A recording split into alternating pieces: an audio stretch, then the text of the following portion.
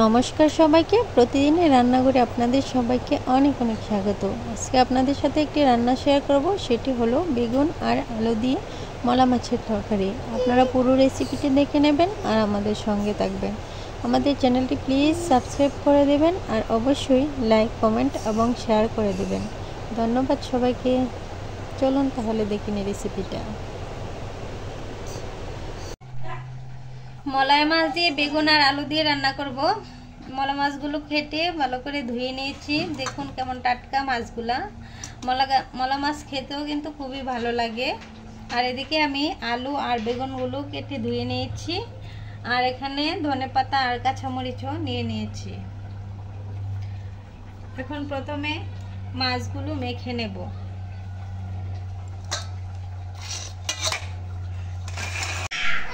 তরকারিটা আমি এক সোমবার দিয়ে রান্না করব। এখানে মাছের উপরে আমি বেগুন আর আলুগুলো দিয়ে দিচ্ছি।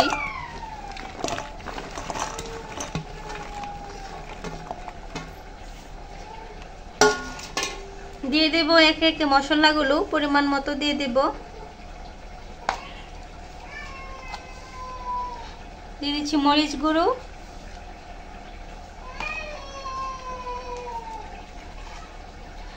হলুদ গুঁড়ো,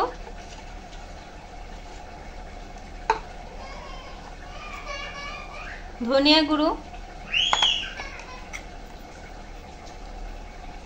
জিরা বাটা,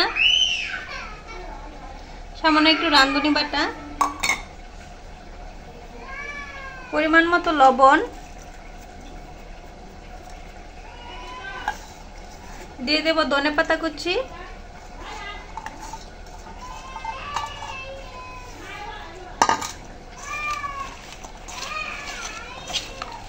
এগুলো ভালো করে মেখে নেব।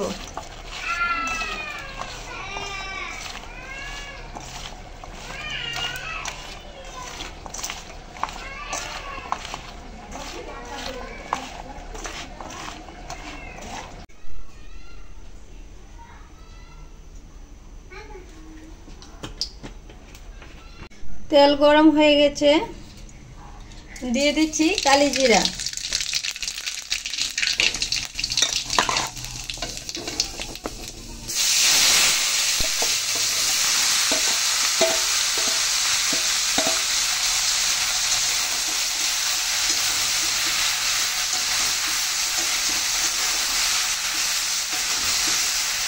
তরকারিটা না দেখেই রান্না করবো, দেখে দিলে আবার মাছগুলো গলে ভেঙে যাবে।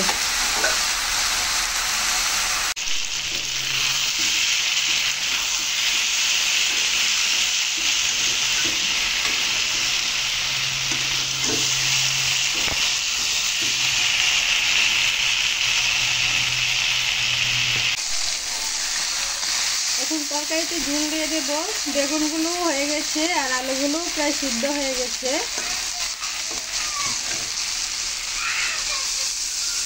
দিয়ে দিচ্ছি পরিমাণ মতো জল। যেহেতু বেগুন তরকারি তাই কম ঝোল দেব, এগুলোতে বেশি ঝোল ভালো লাগে না।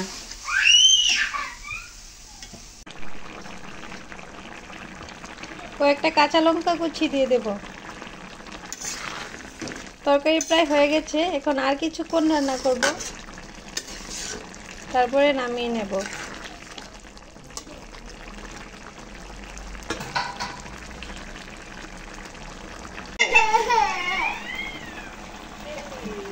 তরকারি রান্না হয়ে গেছে, নামিয়ে নেব এখন।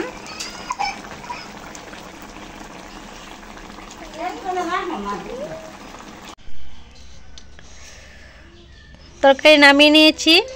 দেখুন দেখতে কত সুন্দর হয়েছে আর খেতেও খুব ভালো লাগে বেগুন আর মলা মাছের তরকারি। আপনারা একবার এভাবে ট্রাই করে দেখতে পারেন, আশা করি আপনাদেরও ভালো লাগবে। আমাদের চ্যানেলটি প্লিজ আপনারা সাবস্ক্রাইব করে দেবেন আর অবশ্যই লাইক, কমেন্ট এবং শেয়ার করে দেবেন। ধন্যবাদ সবাইকে।